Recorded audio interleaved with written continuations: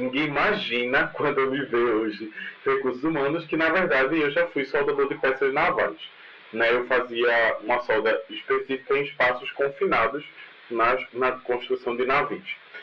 E desde então eu passei por vários RHs, né? Porque imagina, né? Eu saí dessa área, depois eu girei nas áreas de atendimento, então eu tive várias experiências como operador de telemarketing, porque eu não aguentei fisicamente a carga que a solda trazia para a gente. E em todas essas experiências eu vi o papel que os recursos humanos tinha ou não.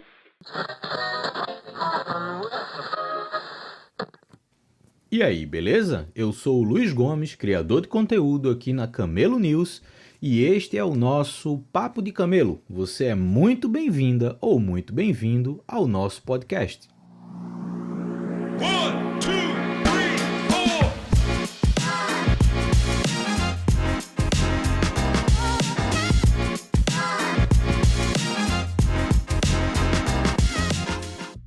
O Papo de Camelo é um projeto que integra um podcast, este que você está ouvindo, com a minha newsletter, a Camelo News. Desta forma, eu posso ampliar o tempo e a forma de discutir temas sobre criação e desenvolvimento de startups, sempre a partir de um ponto de vista mais racional, mais pé no chão, sem essa dependência frenética de tornar startups unicórnios. O meu objetivo é fazer você refletir, aprender e aplicar coisas que sejam de fato úteis na sua jornada empreendedora, seja você de fato à frente de uma startup, trabalhando em uma ou minimamente interessado no ambiente de startups. Vamos junto que o Papo de Camelo tem muita coisa para falar. Então vamos começar, que hoje eu recebo e converso com Jeff Simão, uma das grandes surpresas que a minha trajetória profissional apresentou, um cara que é especialista em recursos humanos, que fala muito bem sobre diversidade em diversos aspectos, sem ser redundante, e que tem um papel muito importante comigo na Overdrive, está comigo desde o dia 1, no desenvolvimento de cultura de trabalho, tanto interna quanto nas startups que a gente investe e acelera há 3 anos, quase 4 anos aí investindo e acelerando em startups. Jeff Simão é um dos caras que você deveria parar para ouvir a história, as experiências. Então, por isso, eu já passo a bola para Jeff, perguntando: Jeff Simão, quem é você e o que te trouxe até aqui? Oi, Luiz, boa noite. Gente, eu não sei se você vai estar ouvindo esse podcast, em que horário, né? Então, bom dia, boa tarde, boa noite. É uma honra estar aqui de novo, né? Para quem não leu ainda, a gente tem uma edição escrita da News e, enfim, eu fiquei lisonjeado de saber, e já estava na expectativa de saber que eu ia estar aqui. Hoje a gente vai bater um papo legal sobre talvez coisas que se cruzam muito com a minha história, né, Luiz? Como ele já falou, a gente trabalha junto no Overdrive. Eu sou coordenador de pessoas e cultura, tenho a honra de trabalhar com o Luiz, e a gente tem feito cada vez mais intervenções voltadas para isso, né, e a minha carreira se confunde muito com tudo isso, né? Eu sou especialista em pessoas e cultura, minha formação inicial foi em recursos humanos e já estou aí há mais de 7 anos trabalhando especificamente com contratações de alto fit cultural, né? Então a gente consegue ter performance muito maior, tanto no meio de inovação, que é o que a gente respira hoje, quanto em marcas comerciais, né? Hoje eu assessoro, 12 marcas pelo menos, que mudaram literalmente como eles tratavam as contratações. Enfim, a gente acaba sendo muito mais estratégico. Então eu estou aqui não por acaso, né? Porque eu trabalho com essa equipe incrível e porque a gente tem conseguido gerar muitos resultados levando dados de recursos humanos, né, de gestão de pessoas em consideração. Eu queria que tu contasse também um pouquinho da trajetória, né? Você é um cara que formou em recursos humanos, que trabalhava já no ser educacional quando eu entrei, veio para a Overdrive lidar com um contexto que talvez tenha sido completamente diferente de tudo que você viveu antes profissionalmente. Mas se você puder, conta um pouco do antes. Tipo, como é que começou a vida profissional de Jeff? E eu acho que vale a pena a gente entrar também um pouco sobre experiências sendo contratado, para depois a gente juntar isso com agora a tua experiência de recursos humanos, para a gente discutir um pouco mais sobre esse viés de contratação de talentos nas startups. Ai, massa, Luiz. Que bom que é você, né? Porque só você lembraria desse gancho, eu não lembraria. Então, gente, para quem não sabe, eu comecei a minha carreira profissional como soldador de peças navais, né? Ninguém imagina, quando me vê hoje recursos humanos, que na verdade eu já fui soldador de peças navais, né? Eu fazia uma solda específica em espaços confinados na construção de navios. E desde então eu passei por vários RHs, né? Porque imagina, né? Eu saí dessa área, depois eu fui, girei nas áreas de atendimento, então eu tive várias experiências como operador de telemarketing, porque eu não aguentei fisicamente a carga que a solda trazia pra gente. E em todas essas experiências eu vi o papel que o recursos humanos tinha ou não, né? Então, sei lá, eu saí, por exemplo, da indústria, e aí lá, quando o RH tentava compensar muito o esforço físico e mental com políticas de benefício de bem-estar, né? Então a gente ganhava muito bem, a gente comia muito bem, a gente era muito bem tratado, mas nem isso conseguia compensar. Aí eu fui pro comércio, né? Para o ganha-ganha ali, que é trabalhar numa empresa que tem 2, 3 mil funcionários, na maioria das vezes nos atendimentos, e aí eu descobri um outro RH, que era um RH muito distante, né? Um RH que se reservava em benefício, departamento pessoal, passagem, basicamente isso. E as pessoas eram inacessíveis propositalmente, porque elas não queriam realmente ser procuradas, né? Então, nossa, Luiz, eu tive as piores experiências de recursos humanos da minha vida. Eu acho que eu passei todas, assim, em todos os graus. E isso fez com que eu começasse a me incomodar, né? E nesse meio tempo eu passei pela área de saúde, né? Eu comecei um curso de nutrição na época, que era uma área que eu gostava muito, e dentro da nutrição, dentro dos estágios de hospitalares e de restaurantes, eu descobri que gestão, mais uma vez, me atrapalhava, né? Ou seja, tudo que eu precisava partia de pensamentos, insights e incômodos que só um gestor teria. E aí eu comecei a ser gestor. E aí esse caminho foi sendo desenhado dessa forma. Eu entrei no ser educacional, mais uma vez como atendente de vendas. Vendia matrícula, vendi muita matrícula para o ser educacional, viu? E aí descobri lá dentro que a minha equipe me ouvia, que eu conseguia fazer as pessoas trabalharem, que eu conseguia motivar as pessoas.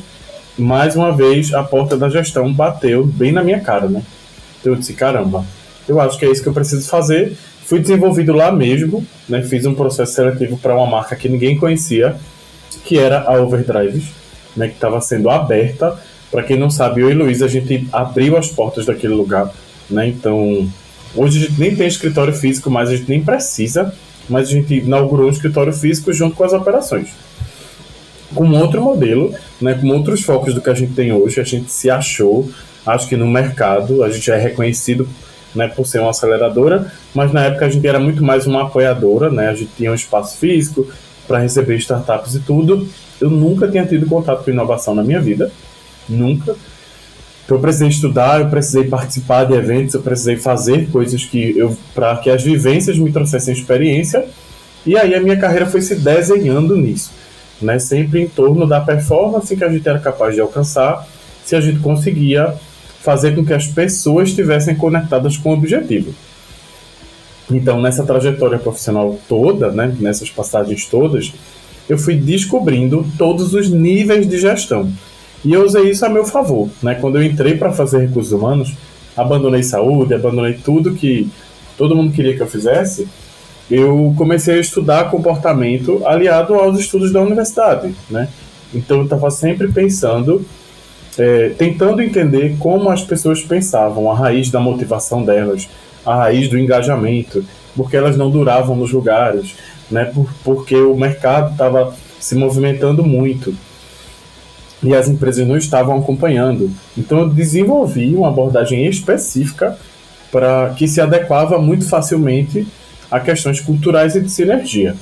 Então eu acho que hoje, né, depois dessa historiazinha toda, eu acho que eu posso dizer que eu consegui encontrar uma receita que é replicável em qualquer processo seletivo para que a gente tenha um altíssimo fit de cultura, ou seja, a gente tem alguém que entende o objetivo e desempenha o que ela precisa fazer ali dentro para aquele objetivo acontecer, e de sinergia, né, que é diferente de cultura. Sinergia é a gente ter alguém que a gente olha para a pessoa naquela posição e tem certeza que ela já era de lá, sabe? Porque não, a curva de aprendizado é muito fácil, né? Os insights são muito bons, porque é alguém que de fato tem essa energia para aquele cargo, né? Para aquele lugar, para aquele ecossistema ali. Então acho que foi mais ou menos dessa forma que a minha história se desenhou, e isso tudo eu acho que deve ter me trazido, né, até este episódio que estamos gravando agora. Cara, muito legal. Eu acho que só com essa introdução já dá pra gente tirar toda a base da nossa conversa hoje. E eu gostei quando você começou a contar um pouco sobre essa relação com o RH das empresas que você passou, porque é muito comum em empresas, vou chamar tradicionais, o RH ter uma figura ali mais institucional, então ter um setor de RH é muito comum, e a empresa vê como necessário no que diz respeito ao ambiente institucional, mas na prática a gente identifica que é uma relação muito distante, ou uma relação muito vaga, ou uma relação muito pro forma daquilo que o setor de RH precisa fazer para as pessoas da empresa. Então, quando a empresa é menor, você vê ali um RH fazendo aniversariante do mês e coisa do tipo. Mas na prática, a gente não vê um RH ativo para o dia a dia das pessoas, dando suporte e tudo mais. Quando a gente pega essa imagem, né, do RH no meio das startups, a primeira coisa que a gente identifica é aquela proposta de entregar um ambiente mais divertido, entregar a piscina de bolinhas, entregar a parede colorida, entregar os snacks gratuitos o dia inteiro. Então a gente vê uma figura de um RH, e eu estou fazendo entre aspas com os dedos aqui no RH, que entrega ali um ambiente legal, visualmente falando, mas que aparentemente cumpre o mesmo papel institucional que as empresas tradicionais. Está ali, mas não faz o que poderia estar fazendo. E aí eu queria trazer essa primeira provocação, Jeff. Como é que tu enxerga a figura do RH hoje, quando a gente olha para uma startup e a gente percebe que, na prática, é só uma parede colorida, é só um ambiente onde você consegue tirar foto e postar no Instagram, mas que o dia a dia é uma relação tão vaga quanto um ambiente tradicional? Ai, massa, Luiz. Então, gente, eu acho que primeiro a gente deve começar abrindo a discussão com uma frase que eu sempre falo nas empresas que eu passo, que é: o RH não necessariamente é instagramável. Porque esses ambientes, primeiro a gente entrou, talvez o Google trouxe isso, talvez a Apple trouxe isso, a ideia de novos ambientes para se trabalhar, né? Então, começou a virar um sonho de todo colaborador ter um ambiente desconectado, né? Com facilidades, com áreas para descansar, com uma mesa de sinuca, com um fliperama. E isso começou a ser visto como a mudança na carreira das pessoas. E a gente, por não ter RH, né, na maioria dos ambientes, não ter RH, literalmente, acho que começou o movimento do isso aqui é o suficiente. Então, o que é que acontecia? As pessoas faziam salas incríveis, ambientes de trabalho incríveis, e não se preocupavam como, por exemplo, as pessoas iam trabalhar. Como é que as pessoas chegam para trabalhar? Que problemas essas pessoas têm na casa delas?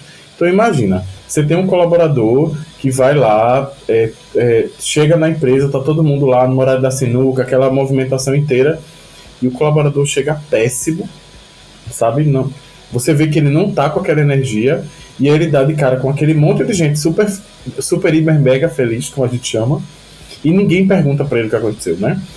Então, esse era o problema de não ter um RH atuante, né? De não ter um gestor atuante, né? Porque a pessoa está lá, você enche ela de benefícios e mesmo assim você não motiva ela. E aí vem o efeito rebote ainda, que é depois você cobrar a essa pessoa, como dando tantos benefícios, ela ainda não está feliz em trabalhar na sua marca, né? E a gente não perguntou para a pessoa o que era importante para ela.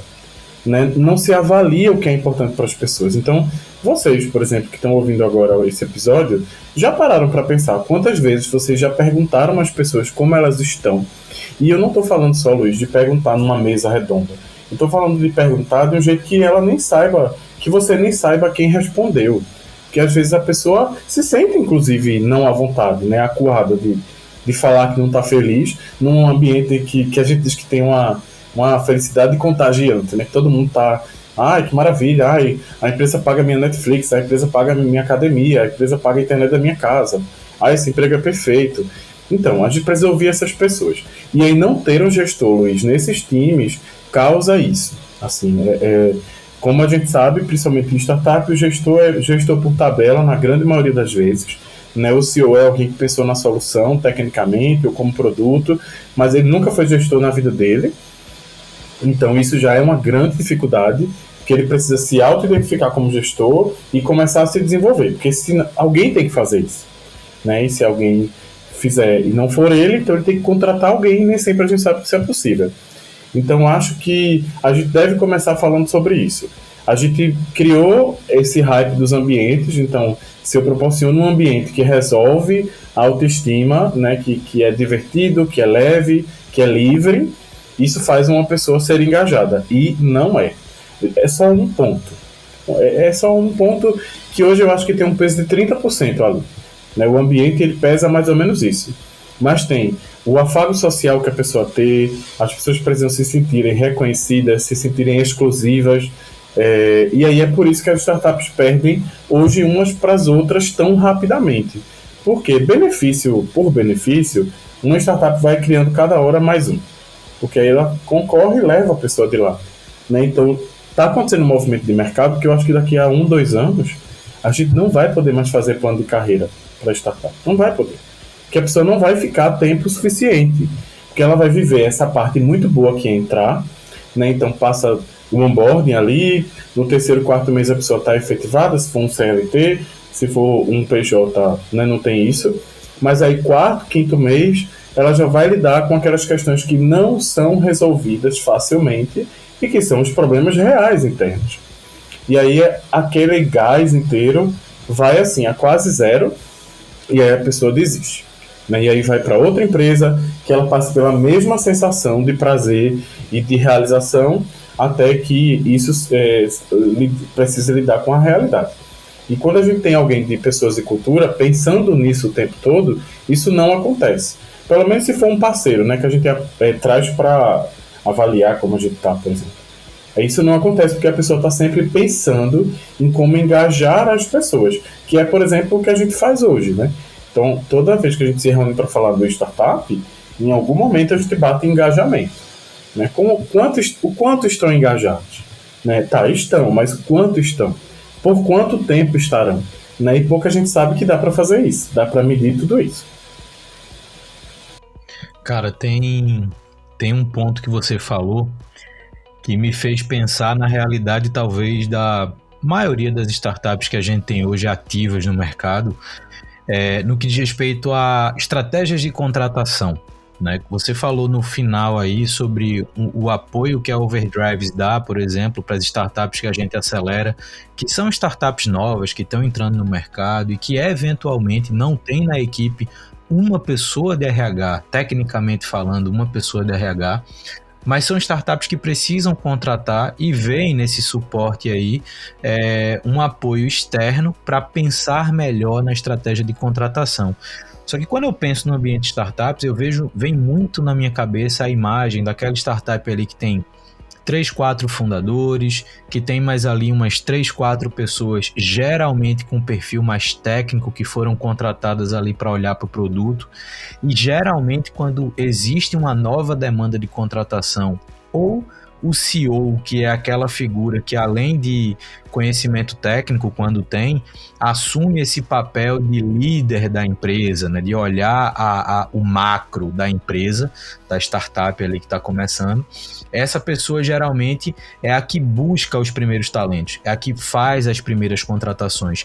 E é muito comum que a estratégia de contratação nessas startups seja, analisar o conhecimento técnico das pessoas, o que a gente chama de hard skills, e oferecer um caminhão e meio de benefícios dentro da realidade da startup, né? Então nem toda startup tem dinheiro sobrando para entregar muito benefício, mas dentro da capacidade financeira entrega todos os benefícios que pode, entrega um plano de saúde melhor, entrega um vale-refeição melhor, entrega um escritório mais bonito e coloca isso na mesa como argumento de contratação, né? Eventualmente até paga um salário mais alto que o mercado paga para aquele cargo. Só que a análise de contratação, que é esse o próximo ponto que eu quero trazer, a análise de contratação gira muito em cima de conhecimentos técnicos. Então, quando você precisa contratar alguém para desenvolver o produto, e esse teu produto, por exemplo, vai rodar no Android, você quer alguém que saiba desenvolver para Android. Se for rodar em iPhone, contratar alguém que saiba desenvolver iOS. E isso, tecnicamente, é relativamente fácil de você avaliar, porque você bota ali alguns testes, algumas provas para a pessoa fazer. Se ela acertar a parte técnica, o conhecimento técnico ela tem. Só que a gente percebe muito isso no meio da startup, né? Existe uma rotatividade muito grande. O volume de pessoas que entram e não passam 2, 3 anos numa startup é muito alto. Então você tem que estar o tempo inteiro lidando com o reposicionamento, a recontratação. Isso frente a um cenário que é cada vez mais difícil você achar alguns talentos. E aí o que eu queria devolver para você, Jeff, é qual a importância dessas figuras de liderança, né? E aí voltando para o que você falou, né? O CEO se vê como gestor e como líder do negócio. Como é que essa liderança precisa se preocupar ou se munir de conhecimento para, além de contratar pela capacidade técnica, que essa pessoa consiga também contratar por comportamento.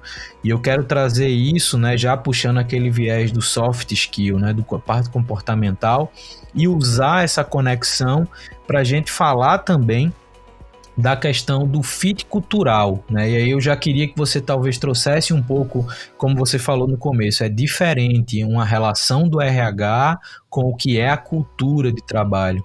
Mas querendo ou não, essa contratação, quando você tem um comportamento colocado na análise, essa análise de comportamento ela vai ligar para um ponto de cultura. E aí eu queria que você trouxesse isso, tipo, qual a importância dessa estratégia de contratação ser mais ampla do que o conhecimento técnico e como essa análise conecta com a cultura de trabalho. Massa. Então, primeiro, é muito legal a gente lembrar que técnica, gente, não dá problema.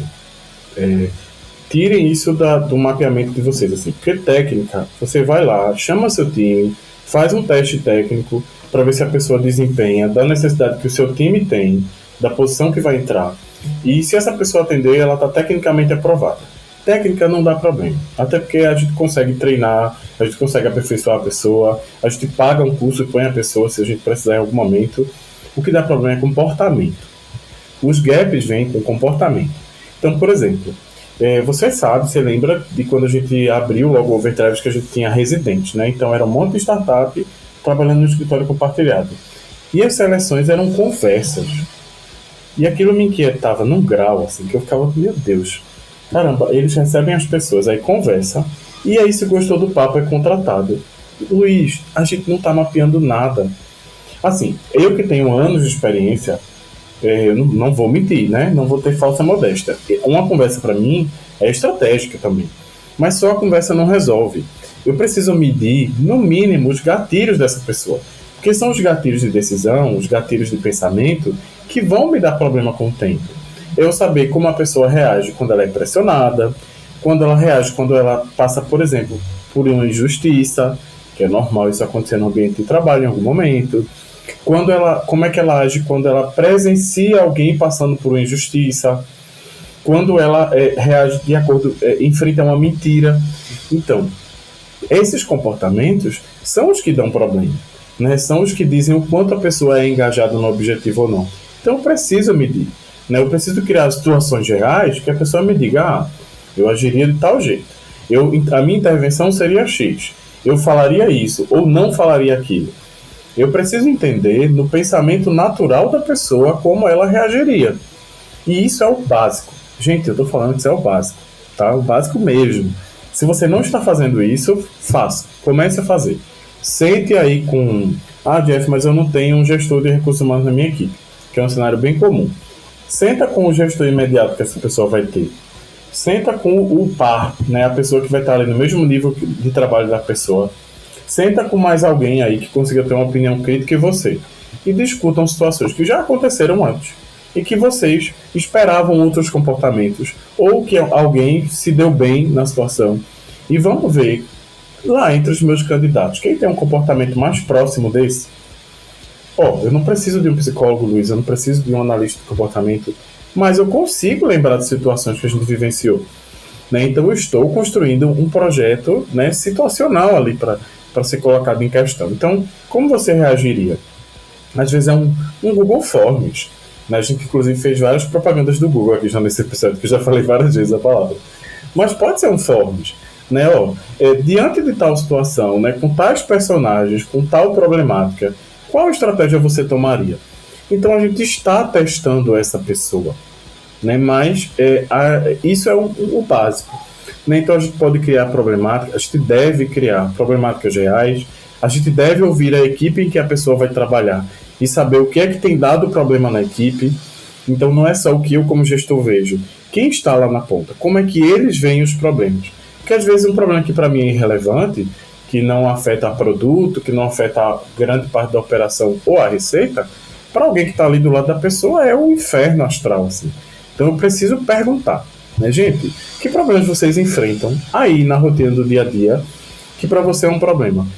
O escritório só tem um micro-ondas e tem 20 pessoas para esquentar a comida.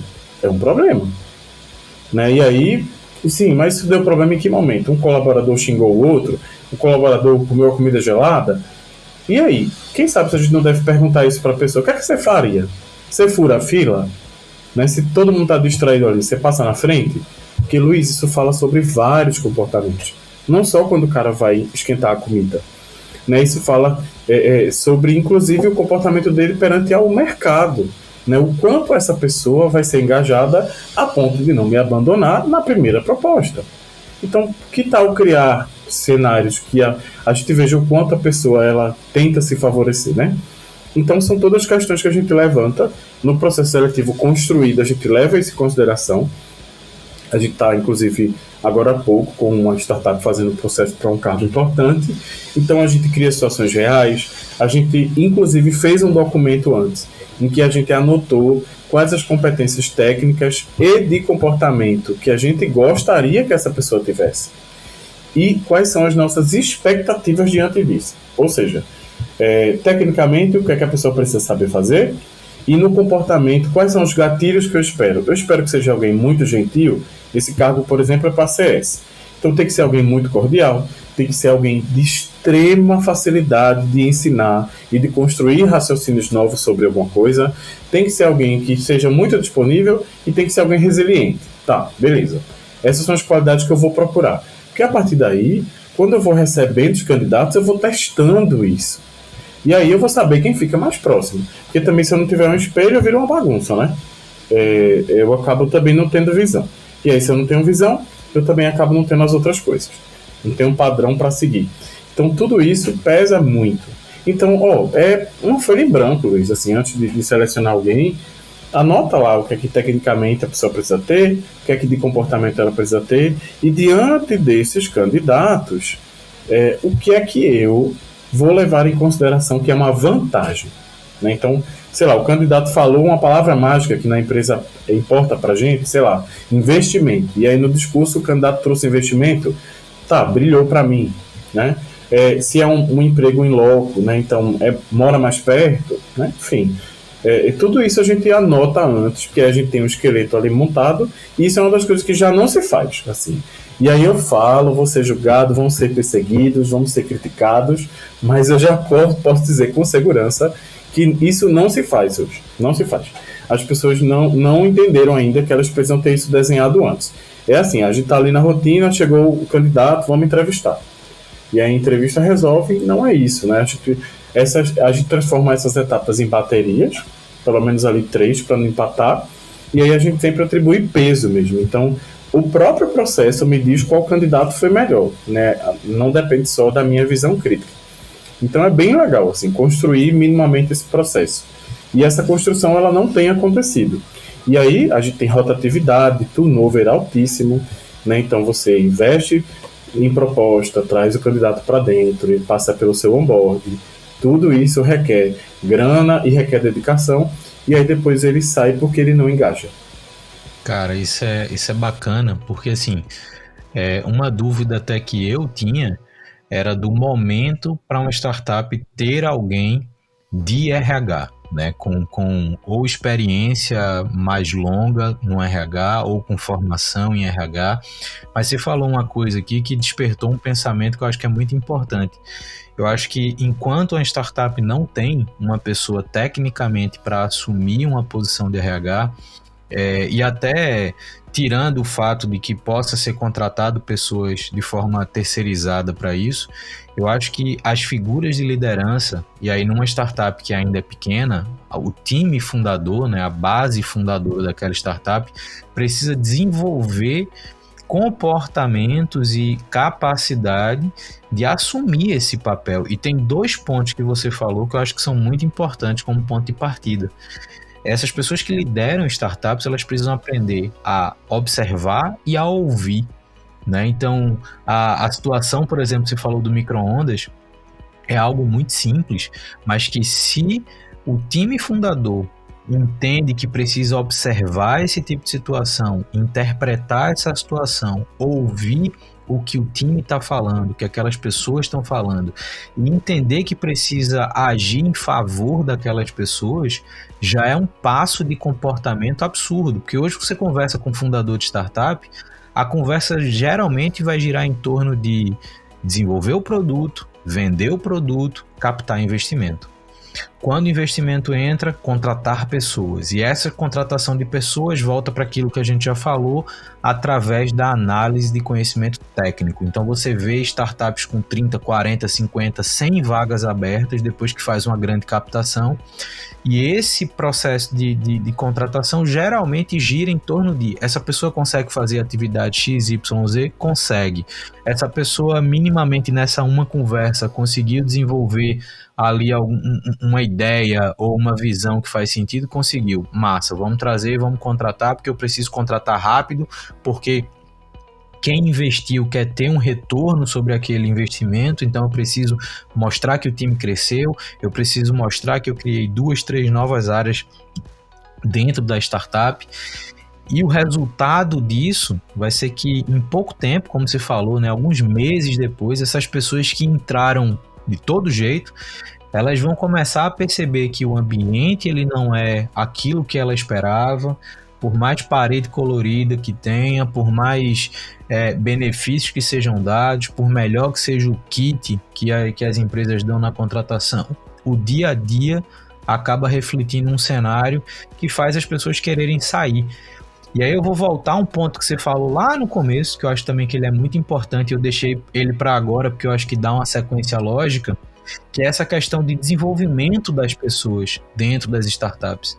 Você citou o Google, e agora eu que vou citar, eu li uma vez, um ex-diretor do Google escreveu um livro, e ele contou que o tempo médio de permanência dos talentos no Google, e aí eu estou considerando não a nível de vice-presidência ou diretoria e tudo mais, mas a nível mais operacional, é de 2 anos e meio. Ou seja, o tempo médio que as pessoas passam trabalhando no Google, e aí olha que o Google é campeão em parede colorida, é 2 anos e meio. E aí quando você falou do desenvolvimento do profissional, eu lembrei de uma outra situação que é muito comum nesse meio de startups, que é as pessoas se desenvolverem mudando de empresa. Então a pessoa trabalha, sei lá, 2 anos à frente do design de produto numa startup X, depois de 2 anos a startup Y contrata e já bota essa pessoa como a liderança do design. Aí depois ela sai dessa empresa Y, vai para a empresa Z como head de design. Então existe uma projeção de carreira, mas muitas vezes uma projeção de carreira mudando de empresa, né? Você evolui pelos novos cargos e não pelos novos cargos nas outras empresas e não pelo desenvolvimento de fato que você consegue fazer dentro da empresa que você está. E aí eu queria entender um pouco da tua visão sobre isso. Tipo, hoje a gente sabe que essa mudança ela vai acontecer, né? Essa transição de empresa ela vai acontecer, porque as pessoas querem continuar se desafiando, as pessoas querem continuar buscando melhores oportunidades, mas olhando agora como estratégia de retenção, como é que as startups podem pensar em manter aquelas pessoas, que tipo de artifício, argumento, estratégia que as startups podem usar, e aí considerando do mesmo jeito que você falou para o processo de contratação, mas considerando pouco recurso, né? Porque quando você tem milhões na conta, você pode usar milhões também de estratégias possíveis para você reter as pessoas, mas quando não tem tanto recurso, como é que você pode trabalhar ali o dia a dia, o convívio, a relação, para que as pessoas possam também querer ficar mais tempo ali? Massa. Então, a primeira coisa que eu acho que é legal a gente falar é que como é que mais ou menos isso funciona. Imagina que quando a gente coloca uma pessoa no nosso negócio, a gente traz ela, né, cheia, a gente criou ali necessidades, né, que a gente vai querer que ela atenda, da função e tudo. E isso envolve alguns desafios, né? Entre as coisas que vão acontecer, essa pessoa vai ser desafiada várias vezes a atender as demandas e tudo. Isso tem um tempo médio. Então imagina que 3 meses a pessoa está com você na experiência, ainda ali pensando se vai se adequar, se você vai gostar do trabalho dela. Depois de uns 6 meses, ela já vai começar a iniciar um pensamento crítico melhor construído, ou seja, ela vai querer inclusive impor questões próprias, né, opiniões e a forma dela em si. E a gente costuma dizer que depois de 1 ano você já tem alguém ali integrado mesmo, alguém que já sente parte de tudo, alguém que já tem opinião crítica sobre tudo. Nesse 1 ano aí, o ideal, no mundo ideal, é que você já comece a pensar como você vai desenvolver essa pessoa. Porque olha como é uma trilha. Já, o que ela faz vai se tornar pequeno para ela. Então, no plano normal, é que a gente tenha um plano de carreira. Jeff, mas tendo pouco dinheiro, dá para ter um plano de carreira no startup? Tá. Porque, primeiro, o que é que eu entendo como plano de carreira? É conseguir fazer com que você se desenvolva profissionalmente e principalmente intelectualmente. Ou seja, depois que eu digo assim, Luiz não é mais analista, Luiz é coordenador, nunca mais Luiz vai ser analista. Ele pode um dia até sair e querer um cargo menor, mas mentalmente nunca mais ele vai poder pensar mais como analista. Então, se eu coloco uma pessoa para dentro, às vezes já oferecendo um monte de benefício, o máximo de teto salarial que eu podia ofertar, de ticket para essa pessoa entrar, e aí, daqui a pouco, eu sei que isso vai se tornar pouco, o que eu vou oferecer para ela depois? Né? Então, será que eu não preciso, talvez, focar mais nos meus valores, né? O que é que eu faço? Qual é o impacto que o meu negócio gera? Né? Porque muitas vezes a gente fica muito preocupado em oferecer salário alto, benefício, quando será que a gente está realmente convencendo a pessoa do produto? Será que, por exemplo, quem eu estou contratando usaria meu produto? Né? Então, eu acho que a gente precisa ter esse pensamento crítico, sabe? Então, eu estou trazendo alguém pelo dinheiro, porque eu posso pagar bem e eu preciso resolver esse incêndio agora, ou eu quero alguém engajado com o processo. Porque se eu quiser alguém engajado, a grana uma hora não vai pesar mais, porque a pessoa já vai se sentir grande demais, e se eu não criar também outras oportunidades dentro do negócio, eu não vou ter para onde mandar ela, então ela vai para o mercado, né? E aí às vezes você já contrata alguém assim, eu já vi muito isso acontecer, você contrata um júnior e aí com meses você vira ele para pleno, sei lá, pelo menos, porque você tem a necessidade de reter, dele se sentir importante, né, dele ser reconhecido, e aí você não tem posição para sênior. Você está sem grana. Daqui a 6 meses, 1 ano, você ainda não vai ter grana para ter ele como sênior e ter alguém no lugar dele como pleno e alguém no lugar dele como júnior. Então, por que você está fazendo isso agora? Será que não tem um outro tipo de remuneração, um outro tipo de reconhecimento que você poderia fazer, né, para ter uma construção lógica? Ficar nessa briga de beneficiar, só vai fazer daqui a pouco a sua gama de benefício acabar e aí a pessoa olhar para fora e dizer assim, ai caramba, eu tenho que ir para outro lugar porque aqui eu não tenho mais para onde crescer. né? Então é um looping assim muito complicado, muito complexo, mas eu acho que tudo é planejamento. Sabe, se eu quero alguém aqui no meu negócio, com o meu time, que escada essa pessoa vai precisar subir, né? Que etapas essa pessoa vai precisar passar. Elas são etapas bem definidas, porque senão eu posso ter 10 pessoas fazendo todos a mesma coisa, só revezando ali as responsabilidades, e eu não tenho mais nada novo para essa pessoa aprender, para essa pessoa testar.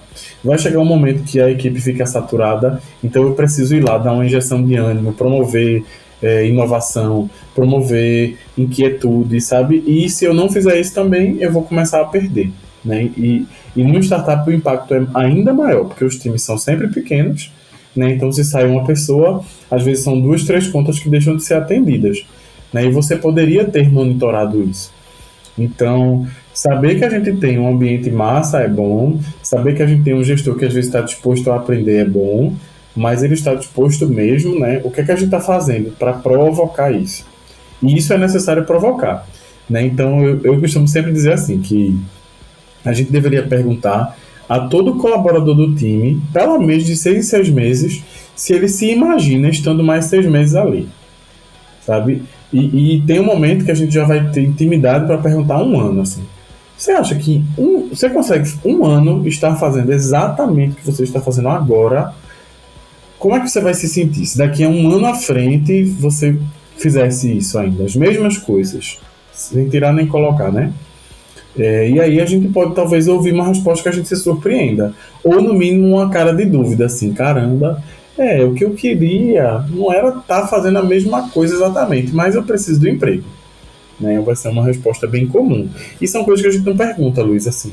E aí, por isso que é legal aproximar. Assim, mesmo que você não tenha um RH dentro do time, que eu sei que é difícil, se aproxime estrategicamente, né? A gente, por exemplo, nós somos uma aceleradora que tem alguém só para pensar em gestão. Né? Que, entre outras coisas, é o meu papel, que inclusive eu amo fazer. Né? Então, eu não olho um time como um time, né? Eu olho um time como pessoas diferentes. Inclusive, diversidade vem aí, né? A gente tem falado muito disso exatamente por isso. Porque se a gente tiver pessoas muito parecidas, a gente vai ter, inclusive, problemas, assim, que viram macro, né? Porque as dificuldades são praticamente as mesmas, os anseios são praticamente os mesmos, a gente não tem experiências de vida diferentes ali, então a gente vai ter problema com isso também, né? Então, por isso que a gente precisa ter time diverso e a gente precisa ter alguém com olhar de gestão, em algum momento. E ser gestor, gente, não é ser o CEO tomador de decisão, não, viu? Isso é um outro tipo de gestão. Eu estou falando de performance, de conhecer a sua equipe e conseguir entender aonde a sua equipe está agora. Tipo, se eu perguntar para você assim, como é que você acha que está a sua equipe de motivação, de performance, de engajamento? Você tem que saber me dizer. Se você não souber, corre para ver os conteúdos que a gente já fez, vai pedir ajuda para alguém, vai ler alguma coisa, vê um YouTube aqui, um ali, porque é uma situação desesperadora. Você vai perder seu time já para a primeira startup que oferecer um benefício a mais que você. Cara, tem uma questão que enquanto você estava falando, eu estava pensando. Essas startups, não essas, né? Mas as startups, quando elas começam a captar investimento, é muito comum que os fundadores e as lideranças comecem a contratar pessoas mais sênior do mercado para trazer para o time, né? Então, por exemplo, uma startup cujos fundadores são muito mais técnicos, né, voltados à tecnologia, ao produto, geralmente quando captam um investimento, trazem alguém com mais experiência na parte comercial, traz alguém com mais experiência no marketing e por aí vai. Só que quando você já tem uma equipe inicial que já está ali com você 1 ano, 2, seria interessante numa hora dessa, antes de você abrir uma nova vaga para contratar alguém com mais experiência para entrar na equipe, você olhar para a equipe que você tem e pensar assim, cara, será que alguém da minha equipe nesse 1 ano, 2 de operação poderia assumir também um papel de liderança? Porque o que acaba acontecendo você tem uma equipe ali, vamos pensar comercial, né? Então você tem pessoas que estão ali há 1 ano, 2, vendendo aquele produto todos os dias, captando oportunidades, fazendo com que a empresa gere receita, estão ali moendo, como a gente fala. Aí um belo dia cai um investimento maior e entra na empresa um executivo comercial que não entende do negócio, que não tem a cultura de trabalho, que não está alinhado com o dia a dia, e vai estar aquele time que já sabe que tem um cargo menor, já sabe que tem um poder de voz menor, e acaba, isso a gente não precisa dizer que não é, porque tendo que passar a experiência vivida nos últimos 2 anos para que aquele executivo possa liderar essas pessoas. Então, quando você estava falando, me veio na cabeça isso, cara, será que não seria bacana, toda vez que você tem uma oportunidade financeira de melhorar a sua equipe, você não começar pela equipe interna, você fazer um apanhado do que você tem dentro, das pessoas que estão se desenvolvendo, para dar um salto profissional na carreira, porque sim, as pessoas elas querem ser desafiadas, elas querem se desenvolver, chegar em casa e saber que ela tá tendo uma responsabilidade maior e ela está sendo recompensada por aquilo, saber que a empresa posicionou essa pessoa num lugar onde ela agora pode tomar uma decisão sem precisar esperar 3, 4 dias alguém dizer um sim ou não. Então as pessoas querem isso, né? Do mesmo jeito que quem empreende tem a ambição de criar uma grande empresa, quem não está afim de empreender, mas está trabalhando numa startup, também tem ambição de se desenvolver, né? Um desenvolvedor, uma desenvolvedora quer ser uma liderança, ou eventualmente quer ser uma liderança. Alguém do design, alguém da parte comercial, alguém do marketing, alguém de qualquer área de gestão, eventualmente quer se desenvolver. E a empresa precisa mostrar que, mesmo sem recursos, mas nas pequenas oportunidades que aparecem na jornada, que ela olha para as pessoas, que ela suporta, né, no que diz respeito a dar suporte às pessoas. Então, pagar uma formação, pagar um curso, um treinamento, trazer um conteúdo novo, trazer algo que aquela pessoa perceba que a empresa está investindo nela, eu acho que isso é muito bacana. Isso me fez lembrar, inclusive, um caso que eu conhecia há alguns anos atrás, interno, né, a empresa eu já conhecia, que é a Netflix. E a Netflix ela tem a maior média de idade no time do Vale do Silício. Então, quando você pega ali na região do Vale do Silício, Califórnia, de São Francisco para baixo, a maior média de idade entre as startups é a do Netflix. E aí eu perguntei para o colaborador lá que recebeu a gente, eu fiz, cara, por quê? Tá muito na relação que a Netflix tem com as pessoas que são contratadas. Então, em vez de você ter máquinas e máquinas de comida gratuita, de equipamentos que as pessoas possam pegar, de ônibus que vai buscar a pessoa na porta e deixar no trabalho, mais do que isso, que chama a atenção de um público de talentos específico, a Netflix olha para demandas pessoais que pessoas um pouco mais velhas têm. E o exemplo que eu gosto de dar, que eu achei fenomenal, é a relação que a Netflix tem com as contratadas, com as mulheres que trabalham na Netflix, que eles garantem que qualquer mulher que engravidar trabalhando na Netflix, ela vai poder passar 1 ano e meio trabalhando de casa, dentro, óbvio, vai ter um tempo lá da lei americana, que ela tem direito a ficar em casa, mas depois desse período ela ainda pode passar de 1 ano a 1 ano e meio trabalhando de casa, sem perder a função, sem perder o cargo, sem perder a dinâmica da empresa, para poder estar com um filho que acabou de ter. Então isso é muito legal, porque quando você pensa, e aí o que a pessoa me falou, né? Mulheres americanas que vão chegando ali dos 28 aos 35 anos querendo ter um primeiro filho, muitas vezes se preocupam em tipo, será que eu posso ter um filho e me manter nesse emprego, me manter nessa empresa? Será que eu vou perder meu emprego? A gente pensa que isso é uma realidade Brasil, mas isso lá também acontece. Então, quando uma empresa coloca isso como base de cultura, as pessoas se sentem mais à vontade para também executar os seus planos pessoais. E tem uma coisa que eu acho muito bacana nisso, é que tipo, cara, a empresa, por mais que a gente queira dizer que separa o ambiente pessoal do profissional, toda empresa, todo ambiente profissional faz parte do nosso ambiente pessoal. Então, como você falou, Jeff, lá no começo, né? A empresa saber olhar para a pessoa, saber se a pessoa tá bem, se a pessoa tem algum problema em casa, e não é só se preocupar para que isso não baixe o desempenho dela na empresa, porque isso vai ser uma consequência natural, mas é de fato para você mostrar que você está ali, que você, mesmo tratando de temas profissionais, você faz parte do ambiente pessoal daquela pessoa. Talvez a maior parte do dia dela ela esteja na empresa ou conectada à empresa. E isso, para mim, é um exemplo que é muito bom de se pensar no que de fato você precisa entregar de benefício, né? Talvez o maior benefício que você possa entregar à pessoa é que ela de fato faz parte daquilo ali e que você quer que ela faça parte daquilo. Então, eu tenho até uma crítica pessoal às pessoas que chamam os talentos de mão de obra.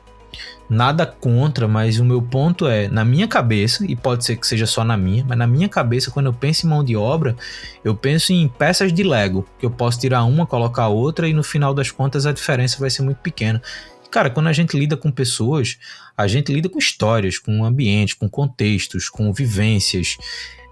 E aí, voltando, que eu acho que para o último ponto da gente aqui, que eu acho que vale muito a pena você também comentar, Jeff, isso também me remete a uma outra questão. Tinha uma startup aqui, não vou mencionar porque não é o caso, que o fundador ele tinha uma teoria para contratar novos talentos, principalmente talentos voltados à tecnologia. O crivo dele era: se aquele talento passou por uma empresa júnior da universidade, uma empresa júnior específica da universidade, para ele era como se fosse um selo de qualidade.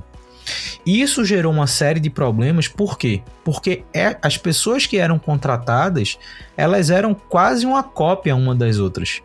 E aí eu lembrei disso quando você falou que é muito fácil você contratar pessoas que são parecidas com você. Só que o problema disso é que você tem muitas pessoas numa característica homogênea, vamos dizer assim. Isso faz com que lá na frente você tenha problemas tanto de relacionamento interno quanto um relacionamento com o mercado, a forma de você comunicar para o mercado. E o último ponto que eu queria que você falasse é justamente sobre a importância de você trazer a diversidade na estratégia de contratação. Na contratação, principalmente, Luiz, que é algo que a gente bateu muito hoje, acho que a gente precisa entender que... eu tenho certeza, né, que a gente precisa promover. Diversidade não tem como a gente incluir. A gente precisa promover. Por quê? Eu estou falando de pessoas que muitas vezes não se veem dentro desses negócios, né? Então, a gente sabe hoje como, por exemplo, a fatia de pessoas pretas que tem uma startup de sucesso é muito pequena. E isso não dá para a gente fechar os olhos para isso. Então, eu estou dizendo que uma pessoa preta não vai se ver do outro lado, né? Que é aquele... Lembra que a gente falou no começo do RH que é inacessível, né? É justamente pela pessoa não conseguir se ver naquela outra pessoa. E então, se eu começo a fazer contratações, e aí eu já vi, tem startup que a gente conhece em comum até, que tem times assim que parece que todo mundo é da mesma família até. Porque fisicamente eles são parecidos, em poder aquisitivo eles são muito parecidos, até os lugares que eles frequentam, tudo é muito parecido. E aí a gente tem produtos totalmente enviesados, visões totalmente viciadas, porque as pessoas têm as mesmas vivências. Então, o que é incrível para uma, no mínimo é massa para as outras. Não tem ninguém que diz assim, tá, mas isso não faz diferença na minha vida. Na minha trajetória, por exemplo, ter isso ou não muda nada. Porque são esses questionamentos que fazem um produto ser mais completo, atender mais pessoas. Eu também estou falando, de certa forma, que são questionamentos assim que fazem você ter mais clientes. E as pessoas não se tocam disso, né? Então, ficam ali, não, mas eu preciso de... Olha para o time e parece que todo mundo é da mesma família e não se incomoda, né? Então, a gente precisa promover isso na contratação. Eu preciso falar na contratação quem eu quero ter. Então, vaga... quantas vagas exclusivas a gente já não abriu, né? Vagas exclusivas para pessoas pretas, vagas exclusivas para mulheres. A gente fez isso no próprio Overdrive, né? Você lembra que acho que um dos cases que a gente pode se orgulhar mais, que a gente tinha certeza que a gente tinha poucas mulheres no ambiente e a gente disse, não, a gente vai ter mais mulheres. E a gente trouxe essas mulheres. Então hoje a gente tem 50% e 50% do time. E com certeza a gente não teria a mesma visão que a gente tem sobre tudo hoje se a gente não tivesse feito isso. Então, entende que a gente precisou promover. A gente não estava. Porque dizer que a gente estava aberto a ter mulheres não era o suficiente. Porque quem garante que uma mulher olhava para uma equipe que só tinha homens e ela se via bem recebida? Muito pelo contrário, eu acho que todo mundo olhava, né, via a gente, mesmo a gente sendo muito acessível, acho que dizia, caramba, como é que eu vou ser ouvida? Eu a única mulher no mundo desse mundo de homem. Né? Então a gente precisou promover. Então a gente disse, olha, a gente quer mulheres. E hoje a gente tem realmente um time misto, né, com igualdade de gênero. E isso foi extremamente importante. Tem várias validações, várias coisas que a gente construiu junto, que poucas pessoas imaginam, né, talvez não relacionem, mas a gente construiu porque nós temos pessoas totalmente diferentes. Sexualmente, gênero, racialmente, em todos os aspectos, socialmente. Então, quando a gente abre uma pauta, por exemplo, em equipe, a gente tem brainstorming, a gente tem o que discutir, a gente tem questionamento sempre, porque a gente tem pessoas com vivências diferentes, né? Então, acho que além de ter um processo seletivo bem estruturado, tem um processo que promova a diversidade. Primeiro porque isso tem um papel social muito importante e que sim, se ele é bem feito, eu acho que tem que ser reconhecido também, mas porque você vai ter produtos feitos para toda pessoa. Que você pode ter aí uma fatia de clientes que não consome sua solução digital, que não consome sua solução inovadora, simplesmente porque não se vê do outro lado. Né? Não baixa o seu aplicativo porque não se vê usando. Porque quando vai usar, as dificuldades que ela tem não eram importantes para quem desenvolveu. E era todo mundo igual. Né? Então, não se fez um produto pensado para tanta gente. Né? Então, isso a gente parece que a gente está falando de questão social, mas não é só isso. A gente está falando de produtos que estão sendo criados ainda enquanto a gente está conversando agora, que são totalmente enviesados. E aí é 1 milhão de bugs que acontecem, é 1 milhão de funções que se descobre que deveria ter, os tão esperados downloads e a receita que tinha que girar não gira, porque a gente não tem gente se vendo usando o seu produto. Porque a sua equipe é igual, a sua gestão é igual. Então as pessoas têm as mesmas vivências, né? Elas não vão ter questionamentos que são vêm de inovação, né? Que são a alma da inovação, na verdade. Então eu acho que a gente tem que fazer isso. No Overdrive a gente já faz, a gente também incentiva todas as nossas startups a fazer, e isso eu acho que é um mérito. Assim, a gente conseguiu um processo que a gente pode dizer que é diverso, e a gente preparou internamente para isso, né? Principalmente, assim. Acho que é um orgulho que a gente tem e é um orgulho que eu acho que toda empresa deveria procurar ter, né? Então, pensem direitinho, assim, se vocês têm um processo seletivo bem estruturado, se vocês estão no mínimo estudando que atividade essa pessoa vai fazer antes de contratar, porque às vezes você só decide que é aquela posição X, eu preciso de um sênior porque ele vai resolver tudo. E o que você precisa resolver? Será que é um sênior que precisa resolver? Será que um pleno, por exemplo, que está querendo crescer muito na carreira, não é alguém mais barato, que vai te custar menos e vai ter muito mais satisfação em fazer? Né? Então, tem que pensar nisso. Assim. Eu acho que pessoas como a gente têm esse papel também de fomentar, mas fomentem isso internamente. Assim, e contem com o nosso apoio. Né? Esse episódio aqui, por exemplo, pode trazer várias provocações importantes. Assim. Tem as redes sociais que a gente está sempre aí fazendo provocações assim. Então é bem, bem, bem legal. Boa, eu acho que é isso que a gente conversou hoje e você conseguiu resumir em uma frase, que essa edição ela seja de fato uma provocação. Então, se a gente conseguir fazer com que lideranças de startups que escutaram isso aqui possam parar, refletir, olhar para um ambiente interno, começar a identificar o que de fato podem melhorar, o que de fato podem incrementar no ambiente de trabalho e que isso no médio prazo gere melhores resultados, a gente conseguiu cumprir nosso papel. Então, Jeff, muito obrigado por ter aceito esse convite. Foi um papo, mais uma vez, muito esclarecedor. É muito bacana trabalhar com você, porque você traz uma experiência, pontos de vista, entendimentos, vivências que, como você mesmo falou, são diferentes, não só dos meus, mas das pessoas que estão com a gente da Overdrives. E essa combinação de pontos de vista diferentes, de experiências diferentes, de opiniões diferentes, elas de fato fazem com que o que a gente entrega hoje gere valor para o nosso cliente. O nosso cliente são as startups, os nossos clientes são as nossas investidas, e quando a gente percebe que os clientes estão se desenvolvendo, ou seja, as startups evoluem, amadurecem, captam mais investimento, geram mais receita, trazem mais clientes deles, isso mostra que o nosso papel está sendo de fato bem executado, e não estaria sendo bem executado se esse time não fosse de fato diverso, se a gente não tivesse pessoas como você compondo esse ambiente aqui junto comigo e com todo mundo que trabalha com a gente na Overdrives. Lembrando que essa edição, como toda edição do Papo de Camelo, ela tem um texto complementar na Camelo News. Então você, quando terminar de ouvir aqui, se você estiver ouvindo em alguma plataforma de áudio, você pode entrar no link que está na descrição e acessar o texto complementar. Essa edição é uma edição da minha newsletter, a Camelo News, e se você ainda não assinou a Camelo News, recomendo que assine, porque além das próximas edições do Papo de Camelo, você vai receber toda segunda e quinta um novo e-mail com algum conteúdo que seja útil para quem está criando ou desenvolvendo a sua startup, através desse ponto de vista mais pé no chão, com um olhar mais racional para esse meio de startup, sem pensar muito em quem vai ser o próximo unicórnio.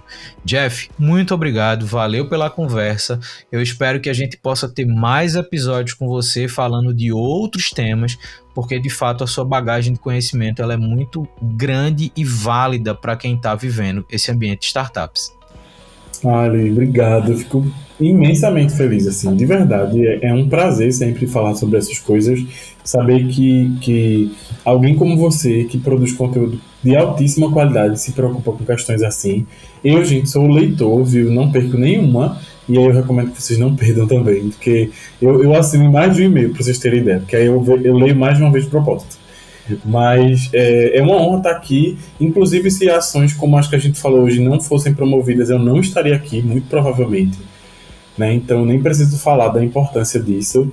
Cuidem dos seus times, cuidem das suas pessoas, e se vocês não souberem fazer isso, peçam ajuda. As pessoas são uma parte muito importante do negócio, que talvez não tenham lhe dito isso em algum momento, mas eu estou lhe dizendo agora, assim. Então se cuidem, gente. Procurem a gente nas redes sociais, que a gente sempre costuma falar sobre questões assim. E se vocês precisarem de ajuda, a gente está sempre por aqui. Foi uma honra mesmo. Já já a gente se vê num novo, se ouve num novo. Boa, então muito obrigado e a gente se fala no próximo Papo de Camelo.